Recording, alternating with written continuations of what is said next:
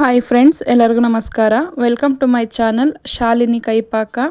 ನಾನು ಇವತ್ತಿನ ವಿಡಿಯೋದಲ್ಲಿ ಮುಳುಗಾಯಿ ಗೊಜ್ಜು ಅಥವಾ ಬದನೆಕಾಯಿ ಗೊಜ್ಜನ್ನ ತುಂಬಾ ಟೇಸ್ಟಿಯಾಗಿ, ಮುಳುಗಾಯಿ ಎಣ್ಗಾಯಿಗಿಂತನೂ ಟೇಸ್ಟಿಯಾಗಿ ಬದನೆಕಾಯಿ ಗೊಜ್ಜನ್ನ ಹೇಗೆ ಮಾಡೋದು ಅಂತ ತೋರಿಸ್ತಾ ಇದ್ದೀನಿ. ರೊಟ್ಟಿ ಚಪಾತಿ ಜೊತೆಗಂತೂ ಬೆಸ್ಟ್ ಕಾಂಬಿನೇಷನ್. ಇದೇ ರೀತಿ ಬದನೆಕಾಯಿ ಗೊಜ್ಜನ್ನ ನೀವು ಒಂದ್ಸಲ ಟ್ರೈ ಮಾಡಿ. ಇದೇ ರೀತಿ ಕುಕಿಂಗ್ ವೀಡಿಯೋಸ್ಗೋಸ್ಕರ ನನ್ನ ಪೇಜ್ನ ಸಬ್ಸ್ಕ್ರೈಬ್ ಮಾಡ್ಕೊಳ್ಳಿ. ವಿಡಿಯೋ ಇಷ್ಟ ಆದರೆ ಲೈಕ್ ಮಾಡಿ, ಕಾಮೆಂಟ್ ಮಾಡಿ, ಶೇರ್ ಮಾಡಿ. ನಾನಿಲ್ಲಿ 2 ಬದನೆಕಾಯಿನ ತೊಗೊಂಡಿದ್ದೀನಿ. ನೀವು ಜಾಸ್ತಿ ಕ್ವಾಂಟಿಟಿಲಿ ಬೇಕಾದರೂ ತೊಗೋಬೋದು.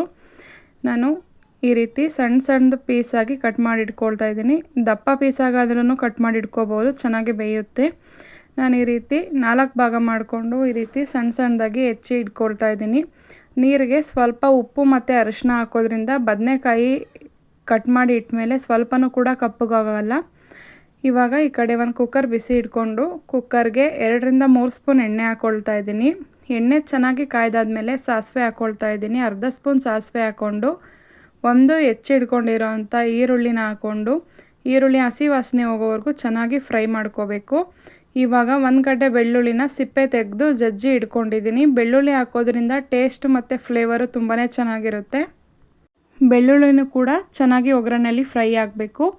ಇವಾಗ ಒಂದು ಹೆಚ್ಚಿಟ್ಕೊಂಡಿರೋಂಥ ಟೊಮೆಟೊನ ಹಾಕಿ ರುಚಿಗೆ ತಕ್ಕಷ್ಟು ಉಪ್ಪು, ಸ್ವಲ್ಪ ಅರಿಶಿನ ಹಾಕಿ ಟೊಮೆಟೊ ಸಾಫ್ಟ್ ಆಗೋವರೆಗೂ ಒಗ್ಗರಣೆಯಲ್ಲಿ ಫ್ರೈ ಮಾಡ್ಕೋಬೇಕು.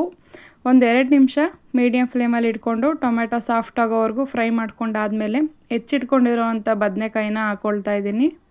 ನೋಡಿ, ಬದನೆಕಾಯಿ ಸ್ವಲ್ಪನೂ ಕೂಡ ಕಪ್ಪಗಾಗಿಲ್ಲ. ಬದನೆಕಾಯಿ ಹಾಕ್ಕೊಂಡು ಚೆನ್ನಾಗಿ ಒಂದ್ಸಲ ಮಿಕ್ಸ್ ಮಾಡ್ಕೋಬೇಕು. ಮೀಡಿಯಮ್ ಫ್ಲೇಮಲ್ಲಿ ಇಟ್ಕೊಂಡು 1-2 ನಿಮಿಷ ಫ್ರೈ ಮಾಡ್ಕೋಬೇಕು. ಬದನೆಕಾಯಿನ ಫ್ರೈ ಆದಮೇಲೆ ಅರ್ಧ ಸ್ಪೂನ್ ಧನಿಯಾದ ಪುಡಿ, ಖಾರ ಎಷ್ಟು ಬೇಕು ನೋಡಿಕೊಂಡು ಅಚ್ಕಾರದ ಪುಡಿ ಹಾಕ್ಕೊಳ್ತಾ ಇದ್ದೀನಿ. ನಾನು ಅರ್ಧ ಸ್ಪೂನ್ ಅಚ್ಕಾರದ ಪುಡಿ, ಅರ್ಧ ಸ್ಪೂನ್ ಧನಿಯಾದ ಪುಡಿ, 1/4 ಸ್ಪೂನಷ್ಟು ಗರಂ ಮಸಾಲ ಪೌಡರ್ ಹಾಕ್ಕೊಂಡು ಚೆನ್ನಾಗಿ ಒಂದ್ಸಲ ಮಿಕ್ಸ್ ಮಾಡ್ಕೋಬೇಕು. ಮಸಾಲ ಪೌಡರ್ ಹಸಿ ವಾಸನೆ ಹೋಗೋವರೆಗೂ 1-2 ರಿಂದ 3 ನಿಮಿಷ ಫ್ರೈ ಮಾಡ್ಕೊಂಡಾದಮೇಲೆ ಬೇಯೋದಕ್ಕೆ ಬೇಕಾದಷ್ಟು ನೀರನ್ನ ಸೇರಿಸ್ಕೋಬೇಕು. ತುಂಬ ಜಾಸ್ತಿ ನೀರು ಹಾಕೋಬಾರ್ದು. ಸ್ವಲ್ಪ ಒಂದು ಅರ್ಧ ಗ್ಲಾಸಷ್ಟು ಚಿಕ್ಕ ಲೋಟದಲ್ಲಿ ಅರ್ಧ ಗ್ಲಾಸ್ ನೀರು ಹಾಕ್ಕೊಂಡು ಚೆನ್ನಾಗಿ ಒಂದ್ಸಲ ಮಿಕ್ಸ್ ಮಾಡ್ಕೋಬೇಕು. ಮಸಾಲ ಎಲ್ಲ ಹಸಿ ವಾಸನೆ ಹೋಗಿದ್ರೆ ತುಂಬಾ ಟೇಸ್ಟ್ ಚೆನ್ನಾಗಿ ಬರುತ್ತೆ. ಇವಾಗ ಒಂದು 1/4 ಕಪ್ಪಷ್ಟು ತೆಂಗಿನಕಾಯಿ ತುರಿನ ಹಾಕ್ಕೊಳ್ತಾ ಇದ್ದೀನಿ. ತೆಂಗಿನಕಾಯಿ ತುರಿ ಸೇರಿಸೋದ್ರಿಂದ ಟೇಸ್ಟು ತುಂಬಾ ಚೆನ್ನಾಗಿರುತ್ತೆ. ಇವಾಗ ತೆಂಗಿನಕಾಯಿ ತುರಿ ಸೇರಿಸ್ಕೊಂಡು ಬೇಕು ಅಂತ ಅಂದರೆ ಮತ್ತೆ ಸ್ವಲ್ಪ ನೀರು ಹಾಕ್ಕೊಂಡು ಇದನ್ನು 2 ವಿಷಲ್ ಹಾಕಿಸ್ಕೋಬೇಕು. ತುಂಬ ಜಾಸ್ತಿ ಸ್ಮ್ಯಾಶ್ ಆಗೋವರೆಗೂ ಬೇಯಿಸ್ಕೋಬಾರ್ದು. 2 ವಿಷಲ್ ಹಾಕಿಸ್ಕೊಂಡ್ರೆ ತುಂಬಾ ಚೆನ್ನಾಗಿರುತ್ತೆ. ನೋಡಿ ಇವಾಗ ಕುಕ್ಕರ್ ಮುಚ್ಚಳ ಓಪನ್ ಮಾಡಿ ತೋರಿಸ್ತಾ ಇದ್ದೀನಿ. 2 ವಿಷಲ್ಗೆ ತುಂಬ ಚೆನ್ನಾಗಿ ಬೆಂದಿದೆ. ಎಷ್ಟು ಚೆನ್ನಾಗಿ ಕಾಣಿಸ್ತಾ ಇದೆ ನೋಡಿ, ಅಷ್ಟೇ ಟೇಸ್ಟ್ ಕೂಡ ಚೆನ್ನಾಗಿರುತ್ತೆ. ಲಾಸ್ಟಲ್ಲಿ ಕೊತ್ತಂಬರಿ ಸೊಪ್ಪು ಹಾಕ್ಕೊಂಡು ಮಿಕ್ಸ್ ಮಾಡಿಕೊಂಡ್ರೆ ತುಂಬಾ ಟೇಸ್ಟಿಯಾಗಿರೋವಂಥ ಬದನೆಕಾಯಿ ಗೊಜ್ಜು ಅಥವಾ ಮುಳುಗಾಯಿ ಗೊಜ್ಜು ರೆಡಿ. ನೀವು ಒಂದ್ಸಲ ಟ್ರೈ ಮಾಡಿ, ಸಬ್ಸ್ಕ್ರೈಬ್ ಮಾಡ್ಕೊಳ್ಳಿ. ವಿಡಿಯೋ ಇಷ್ಟ ಆದರೆ ಲೈಕ್ ಮಾಡಿ.